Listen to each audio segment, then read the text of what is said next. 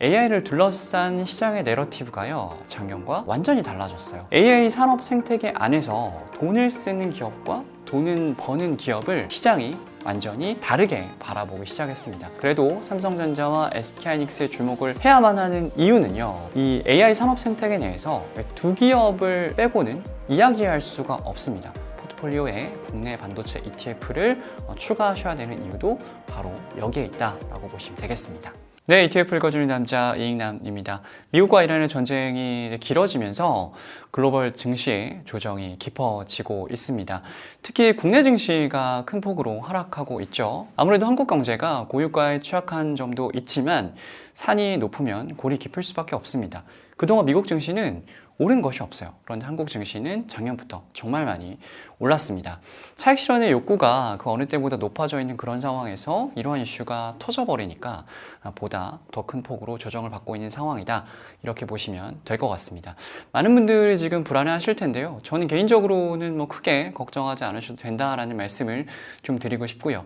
특히 조정을 받으면 삼성전자와 SK하이닉스 비중 조금 늘려보고자 했던 분들 많으실 텐데, 그런 의미에서 오늘은 국내 반도체 ETF 준비해봤습니다. 올해 미국 증시가 많이 부진합니다. S&P 500과 나스닥 100이 거의 제자리에 있다 보니까 미국 대표 지수 ETF만 투자하시는 분들은 굉장히 지루함을 느낄 수밖에 없는 그러한 시간이 길어지고 있어요. 하지만 그 안을 들여다보면 분명히 차별화된 기회들이 많이 있었습니다. 몇 가지 테마만 보면 일단 반도체 ETF도 연초 대비해서 좀 많이 올랐고요. AI 전력 인프라 관련주들에 집중 투자하는 ETF도 높은 성과를 기록을 하고 있어요. 반대로 수년 동안 미국 증시를 견인했던 빅테크 같은 경우는 상당히 부진한 흐름을 보이고 있습니다. 작년까지만 해도요, 이 빅테크, 반도체, 그리고 전력 인프라 같은 경우는 AI 관련주로 분류가 되면서 같은 흐름을 보였거든요. 근데 올해는 이처럼 차별화된 흐름을 보이고 있습니다. 그 이유는 무엇일까요?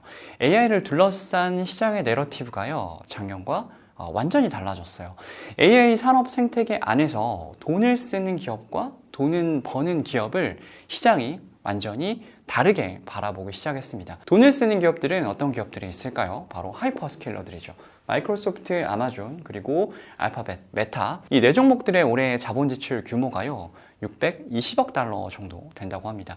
우리나라 돈으로 환산하면 900조 원 정도니까 정말 어마어마한 돈이에요.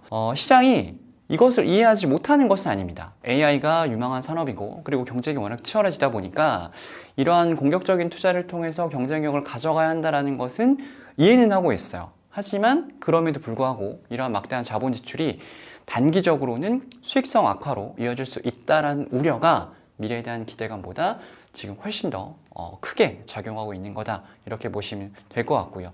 그러다 보니까 시장의 시선은 자연스럽게 이 빅테크가 아니라 빅테크가 쏟아붓는 그 900조 원이 최종적으로 도착하는 바로 그곳 AI 인프라 쪽으로 더 주목을 하고 있는 그런 상황이라고 보시면 되겠습니다. 지금 보고 계시는 차트는요, 연초 이후 S&P 500과 코스피의 수익률입니다.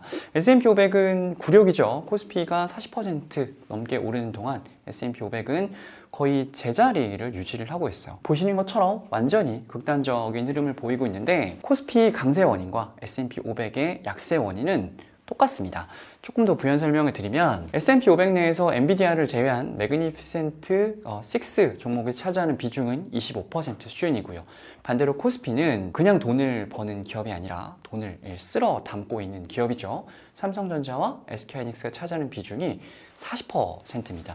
그러니까 미국 같은 경우는 돈을 쓰는 기업이 시가총액 상위에 다 집중이 되어 있는 상황이고요. 반대로 한국 증시 같은 경우는 빅테크 자본 지출의 최대 수혜주라고 할 수 있는 삼성전자와 SK하이닉스가 40%를 차지하고 있으니까 이렇게 지수가 올라가지 않을 수가 없는 겁니다.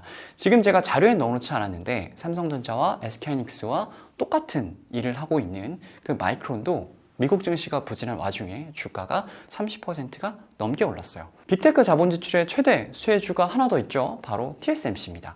TSMC도 올해 주가가 많이 올랐고요. 그리고 TSMC가 전체 지수 내에서 굉장히 높은 비중을 차지하고 있는 대만의 가권 지수도 굉장히 좋은 흐름을 보이고 있는 것을 보실 수가 있을 것 같아요. 물론 한국 증시의 강세 그리고 미국 증시의 약세가 여기에만 있는 것은 아니에요. 보다 복합적인 이유가 있겠지만 분명히 AI 산업을 둘러싼 작년과는 확연히 달라진 내러티브 그리고 한국과 미국 증시의 구조적인 차이가 원인 중에 하나다라고 볼 수가 있겠습니다. 삼성전자와 SK하이닉스 주가가 큰 폭으로 조정을 받고 있지만 그래도 삼성전자와 SK하이닉스에 주목을 해야만 하는 이유는요. 이 AI 산업 생태계 내에서 두 기업을 빼고는 이야기할 수가 없습니다. 모두가 메모리 병목을 이야기하고 있죠.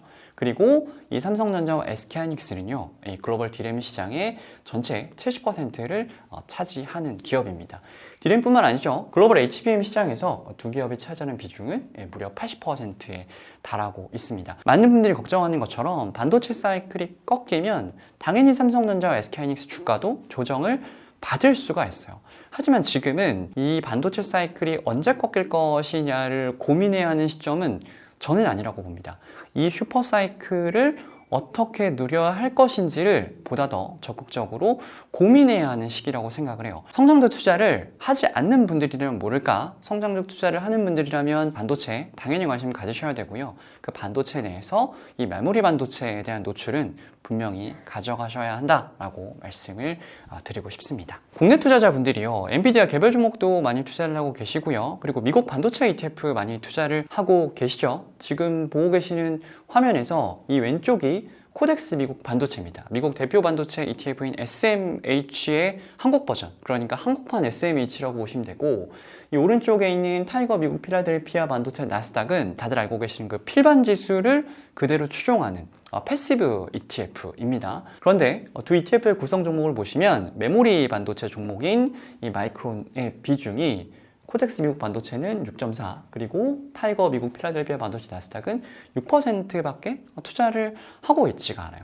물론 이 메모리 반도체의 간접적인 수혜를 기대할 수 있는 반도체 장비주들을 다수 투자를 하고 있습니다만 아무래도 마이크론만 편입하고 있다는 부분은 분명히 아쉽습니다. 미국 반도체 ETF를 이미 가지고 계시다고 하더라도요. 포트폴리오에 국내 반도체 ETF를 추가하셔야 되는 이유도 바로 여기에 있다라고 보시면 되겠습니다. 아무래도 국내 투자자분들이 이제 반도체에 대한 관심이 워낙 많다 보니까 국내 ETF 시장에도요, 반도체 ETF들, 좋은 ETF들 정말 많습니다. 그런데 그런 ETF들을 오늘 전부 다 소개해 드릴 수는 없고 딱 두 가지만 가지고 왔어요. 첫 번째는 타이거 반도체 탑10입니다. 국내 상장 반도체 ETF 중에 순자산 규모가 가장 커요. 단지 운용 규모가 크고 거래량이 많다는 이유로 가지고 온 것은 아니고요. 국내 상장 반도체 ETF 중에 삼성전자와 SK하이닉스 비중이 가장 높습니다. 물론 두 종목 비중이 가장 높다는 것은 분명히 장단이 존재합니다. 특히 특정 구간에서는 반도체 소부장 기업들을 많이 편입하고 있는 반도체 ETF들이 더 좋은 성과를 기대할 수도 있어요. 하지만 지금과 같이 변동성이 높은 시장이라면 아무래도 삼성전자와 SK하이닉스 비중이 높은 반도체 ETF를 가져가시는 게 또 심리적으로는 안정감을 느끼실 수가 있을 거고요. 그리고 무엇보다 반도체 ETF를 투자하시려는 분들이 아니라 오직 삼성전자와 SK하이닉스의 간접 투자 비중을 ETF를 통해서 무조건 높게 가져가고 싶은 분들이 많으시거든요. 그런 분들이라면 당연히 삼성전자와 SK하이닉스 비중이 높은 반도체 ETF를 선택하시는 것이 좋겠죠. 2월 27일 기준으로 이 타이거 반도체 탑10에서 이 두 종목이 차지하는 비중은 약 55% 정도 됩니다. 타이거 반도체 탑10 지수 방법론을 보면 국내 상장 반도체 종목 중에요. 시가총액 상위 1위와 2위 종목을 총 50% 수준으로 투자를 합니다. 그래서 국내 반도체 시장에 뭐 엄청난 정말 경천동지할 지각 변동이 있지 않는 이상 이 ETF의 상위 편입비 두 종목은 SK하이닉스와 삼성전자가 쭉 유지가 될 가능성이 높습니다. 그리고 나머지 포트폴리오의 50%는 국내 상장 반도체 장비주들에 투자를 하고 있어요. 각 25%라고 했는데 왜 SK하이닉스는 30%씩이나 편입을 하고 있느냐 이렇게 궁금하신 분들이 있으실 텐데 리밸런싱 직후에는 두 종목 비중 25%로 동일했습니다. 그런데 이 리밸런싱 직후에 SK하이닉스가 다른 종목들을 대비해서 상대적으로 높은 주가 상승을 보이다 보니까 비중이 이렇게 높아져 있다라고 보시면 되고 다음 정기 변경이 4월이거든요. 이 다음 정기 리밸런싱 이후에는 다시 25%로 비중이 낮아질 수 있다라는 점까지 확인하시면 좋을 것 같습니다. 두 번째는요, 플러스 글로벌 HBM 반도체입니다. 한국 반도체 ETF를 이야기를 하는데 글로벌 반도체를 가지고 와서 약간 의아하신 분들이 있으실 텐데 ETF 이름이 글로벌 HBM이지 않습니까? 당연히 삼성전자와 SK하이닉스 비중이 높습니다. 삼성전자와 SK하이닉스뿐만 아니라 또 하나의 HBM 반도체를 만드는 회사죠. 이 마이크론까지 같이 가져간다는 게 국내 상장 나머지 반도체 ETF들과의 가장 큰 차별화 포인트 중에 하나라고 볼 수가 있겠습니다. 역시나 지수 방법론을 간단히만 보면 플러스 글로벌 HBM 반도체는요, HBM 제조 기업군의 최대 75%를 투자하게끔 되어 있어요. 전 세계적으로 HBM을 만드는 회사는 삼성전자, SK하이닉스, 그리고 마이크론밖에 없죠. 이 세 회사에 집중 투자하기 위해서 애초에 지수 방법론을 이렇게 만들었다라고 보시면 되고요. 구성 종목을 보시면 삼성전자, SK하이닉스, 그리고 마이크론이 전체 포트폴리오의 약 80%를 차지하고 있고 포트폴리오의 나머지는 ASML이나 어플라이 머티리얼즈와 같은 글로벌 반도체 장비주들을 편입하고 있는 것을 볼 수가 있습니다. 타이거 반도체 탑10과 플러스 글로벌 HBM의 포트폴리오를 나란히 놓고 다시 한번 보면요. 타이거 반도체 탑10은 SK하이닉스와 삼성전자 비중이 약 55%이고 국내 반도체 장비주들 편입하고 있는 걸 볼 수가 있고요. 플러스 글로벌 HBM 반도체는 삼성전자, SK하이닉스뿐만 아니라 또 다른 메모리 반도체 대표 종목이죠. 미국의 마이크론까지 총 80% 투자하고 있는 것을 보실 수가 있습니다. 그리고 한국의 반도체 장비주가 아니라 글로벌 반도체 장비주들을 편입하고 있는 것도 두 ETF의 차이라고 보시면 되겠습니다. 반도체 밸류체인 뭐 그런 건 난 잘 모르겠고 그냥 SK하이닉스랑 삼성전자 비중 높은 ETF를 투자를 하고 싶다라고 하시는 분들도 오늘 제가 소개해드린 반도체 ETF 두 종목 관심 가져보시면 좋으실 것 같고요.